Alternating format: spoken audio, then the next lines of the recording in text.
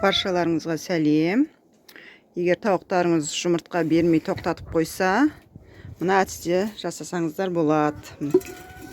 Мына бидайдың кебегін ыдысқа салдым. Мен тауыққа осындай несушка деген жемінен шамалы қосамын.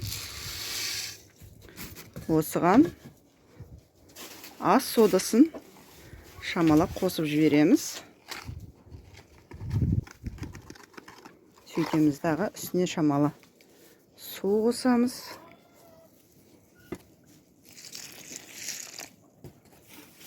Сөйтіп осыны жақсылап араластырамыз дағы тауықтарға беретін боламыз. 10 күндей ас содасын осындай таңертең жемге араластырып берсеңіз, тауықтарыңыз қайтадан жұмыртқа туа бастайтын болады. 10 күннен кейін аптасына 1-2 рет, одан кейін бір апта демалдырып, сөйтіп беріп тұрсаңыз болады. Тауықтарыңыз қайтадан жұмыртқа бере бастайды. Тауықтың жұмыртқа бермеуі негізі семіздіктен.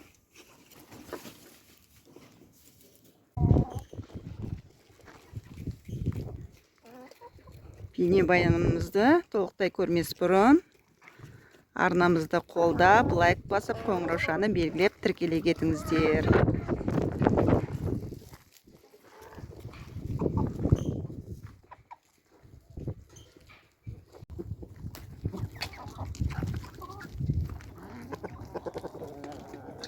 Кебекке несушка қосып, оған шамалы ас сода салып бердім. Міне рахаттанып жеуде. Осымен бір шама тояды. Кешке дейін осы тамақпен жүретін болады.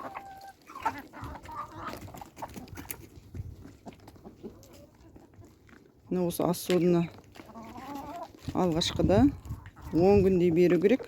Жұмыртқаны туы қалыпты жағдайға келгенше 10 күн осылай бір мезгіл азанғы уақытта майда жемге сумен араластырып беремін. 10 күннен кейін профилактика ретінде емдік мақсатта аптасына 2 рет жемге қосып, содан кейін бір апта демалдырып, одан кейін тағы да аптасына 2 рет сөйтіп арасында беріп тұруға болады. Алғашқыда 10 күн беремін. Қазір біз енді асқабақ қораға кіретін боламыз.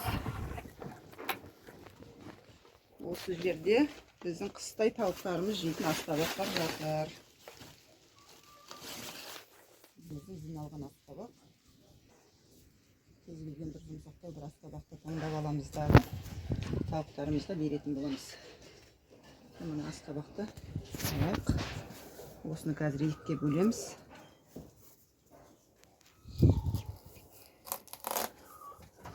Осылай дәл ортасынан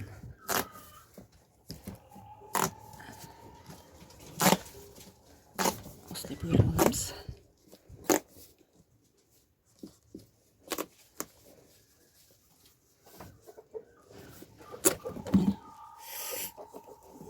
Осылай бөліп аламыз да тауықтарға бере саламыз. Бұл да әжептәуір құнарлы ас болады тауықтарымызға. Витамин бәрі осы асқабақта.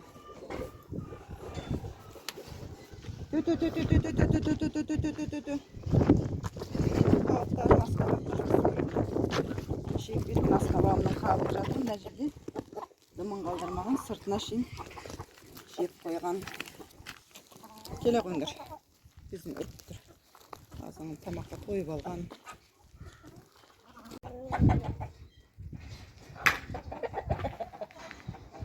Тауықтарымыздың сарайы. Қыстық сарай бұл. Ана тұрған жазғы сарай. Қазір күн суытқаннан кейін қыркүйектің аяғы біз қыстық сарайға ауыстырдық. Осы қыстық сарайда түнеп шығатын болады. Әзірге мына терезесіне жастық қойып қойдық. Жастық таза ауа кірсін деп қазір түсіріп тастаймыз.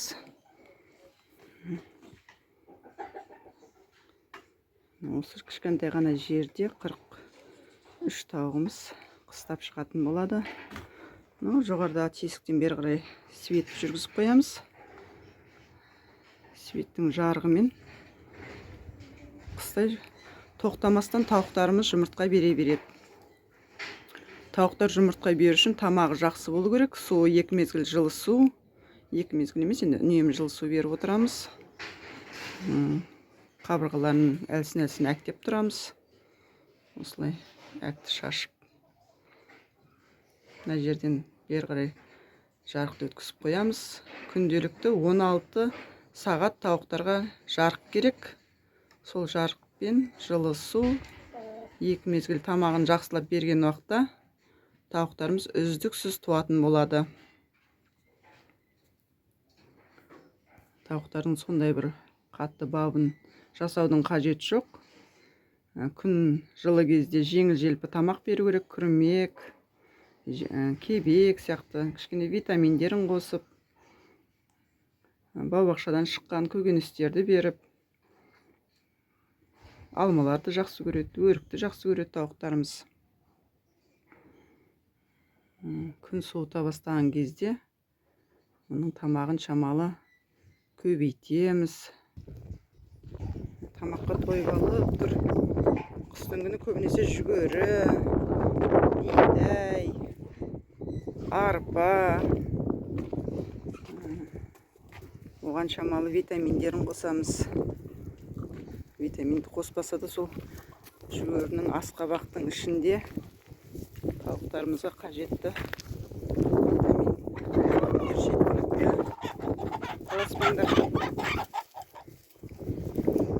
Таласпаңдар, тауық бәріне жетеді.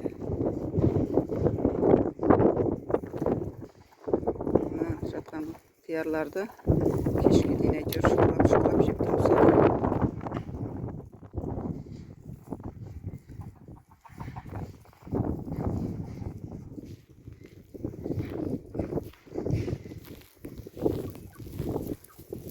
Далада емтекін жайылып жүреді. Ешқандай стресс жоқ. Мысық дейсіміз жоқ. Қорқытатын. Мына жерде бір ұя бар. Тауық жатыр ма екен, көре салайық. Міне бір тауығымыз жұмыртқа басып жатыр. Құдай қаласа жұмыртқалап аламыз осы жерден. Әдемі болып жатсын, көрдің бе? Жатай бер тауығым. Жұмыртқалы бол.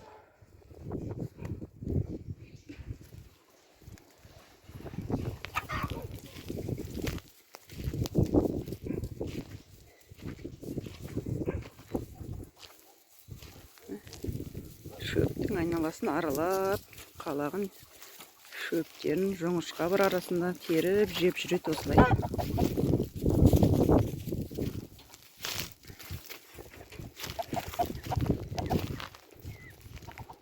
Осы жерде бір ұя бар тұғын. Бұл жерде тауық бар ма, жоқ па, көрейік. Бұл жерде тауық әзір келмепті. Менен қашып жүр, бәрі ұстап алатындай. Тамаққа тойып алғанынша қасымнан шықпайды. Тамаққа тойып алғаннан соң қашат бәрі. Алып сойып жеп қояма деп. Емін-еркін жайылай беріңдер тауықтарын. Күндіз емін-еркін осылай жайылып жүреді. Керек тұр мына жерде біраз. Мына жерде тауыққа дайындап қойған бидайларым.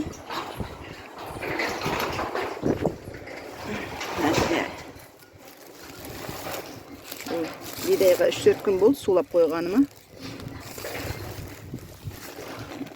Әбден өніп тұр. Қортуға жеңіл болады. Тауықтарды қинап, құрғақ. Жылы күнде құрғақ бидай берудің қажеті жоқ. Шамал жібітіп, қайнатып, жұмсартып берген жақсы. Өйткені оны қортуға көп күш жұмсамау керек тауықтар. Мынаны кеше ғана суға салғанмын. Енді өніп жатыр бұлар. Ылғал. Бойларында ылғалы бар. Құрғап баратса үстіне шамал су сеп қойсам. 2-3 күнде осыны жеп бітіреді.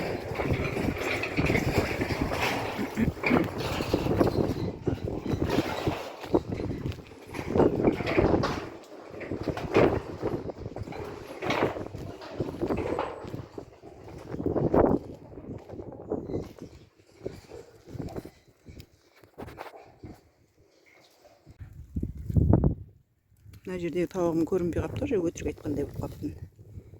Ақтап түсіріп қояйын міне. Тауығым жатыр. Жата бер. Әшін сені түсіріп кетейін деп келдім. Жата қой. Процессе жұмыртқа туайын деп жатыр. Қорқпа.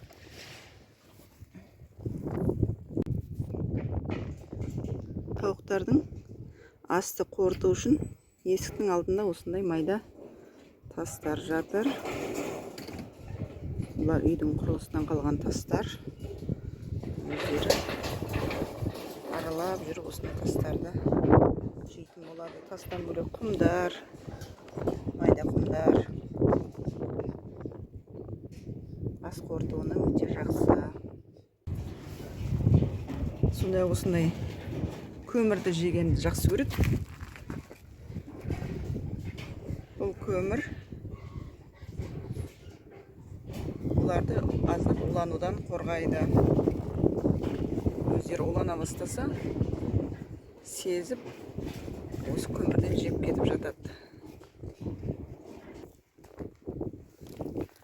Тауықтарымызға сондай-ақ азанғы уақытта үйден астан қалған қалдықтарды береміз.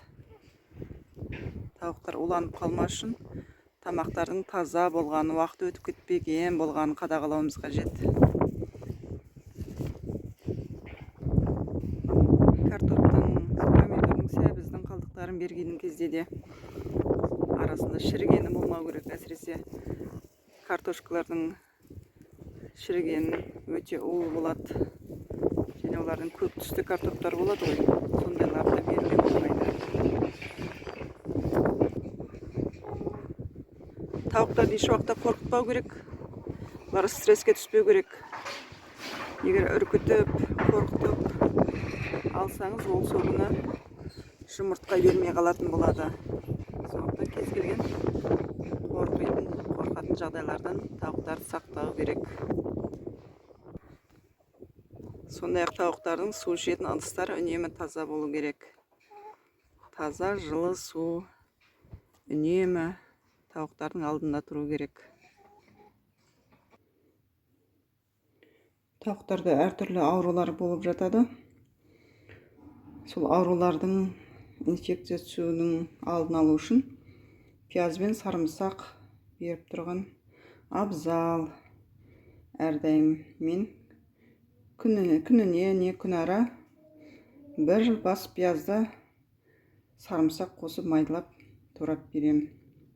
Сосын суына алма уксусынан тамызып тұрған жақсы. Ол да тауықтардың тыныс алу жолдарын ашады, тамаққа деген аппетитін ашады,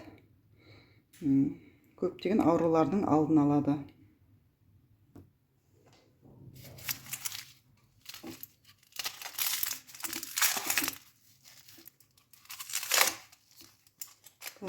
Пиязын сыртқы қабығында майылап турап беруге болады. Бұл да өте пайдалы. Қабығында қоқысқа тастаудың қажеті жоқ. Бірақ бұны суға ертіп, жеммен қосып берген абзал.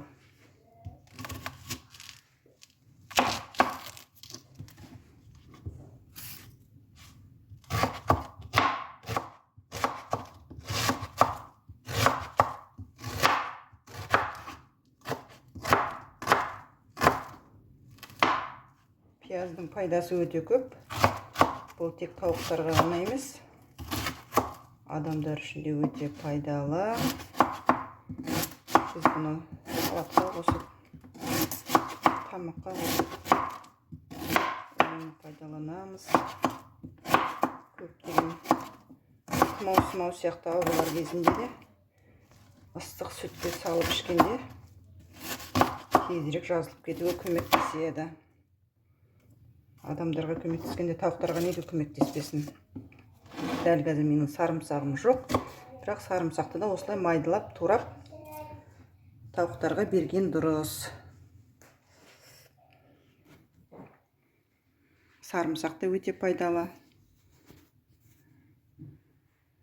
Сондықтан үнемі болмаса да арасында, әсіресе қыс мезгілінде осылай турап тауықтарыңызға беріп тұрыңыздар. Сол кезде тауықтарыңыз ауырмайтын болады, денсаулықтары мықты болады, иммунитеттері күшті болады, тамаққа деген аппетиттері ашылады. Осы турған пиязымызды қазір тауыққа апарып беретін боламын. Келіңдер тауықтарым. Пияз жейміз, пияз. Иммунитетімізді көтереміз. Маусымаудан сақтанамыз. Ешқандай вакцина салдырудың қажеті жоқ. Сарымсақ пен пиязды осылай беріп отырамыз тауықтарымызға. Қандай жақсы көреді тауықтарым.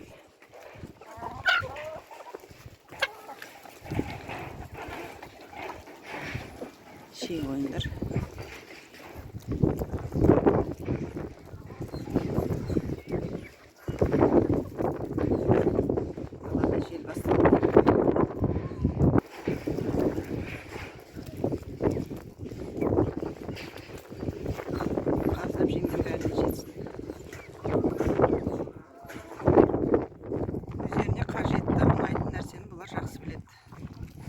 Ұнамаса жемейді. Қаншалықты мөлшерде қажет, соншалықты мөлшерде жейді. Осылай тауықтарыңызды аурулардан, инфекциялардан қорғап отырыңыздар.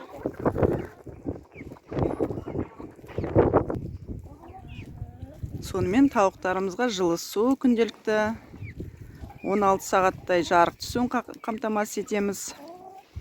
Азанғы уақытта жеңіл тамақ, сәбіз бен картошканы, тағы тамақ қалдықтарын майдалап беруге де болады.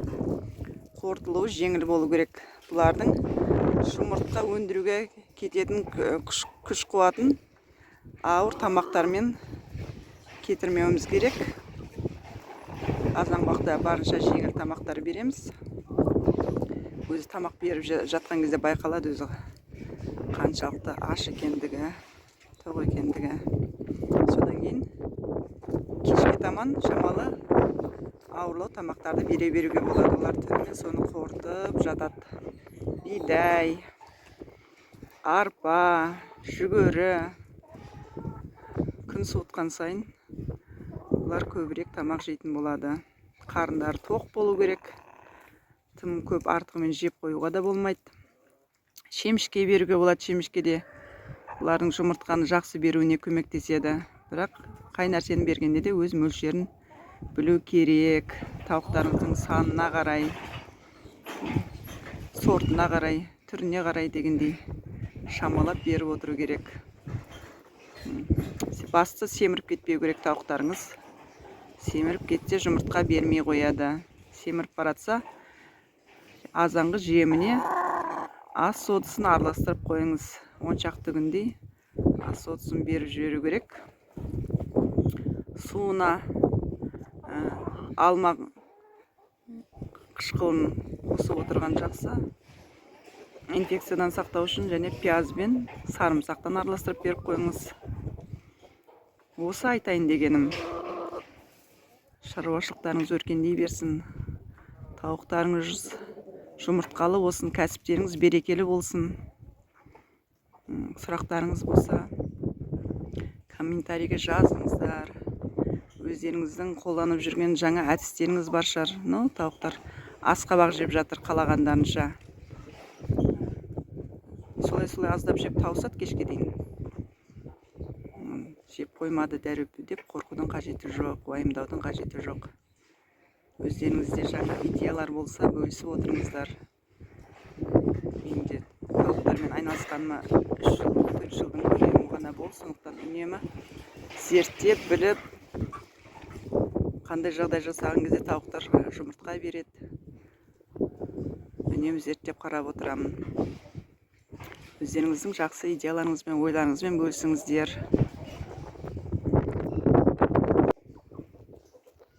Арасында көкшөп беріп қойыңыздар, асқабақ, қауын беріп қойыңыздар.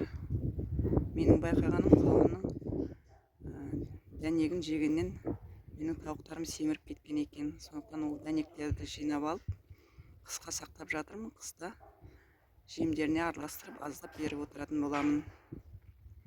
Сау саламатта болыңыздар, жұмыртқалы болыңыздар, ақшалы болыңыздар. Тағы бір айта кететіні, 1 жылдық, 2 жылдық тауықтарды асыраған абзал. 1 жасар тауықтар жұмыртқаны ең жақсы беретін тауықтар. 2-ші жылы жаймендеп азайта бастайды. 3-ші жылы одан да азайтады. Сондықтан жас тауықтарды асыраған жақсы.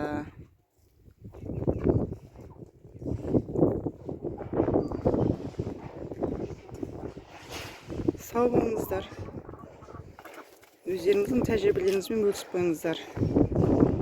Арнамызға тіркеліп қолдап қоюды ұмытпаңыздар.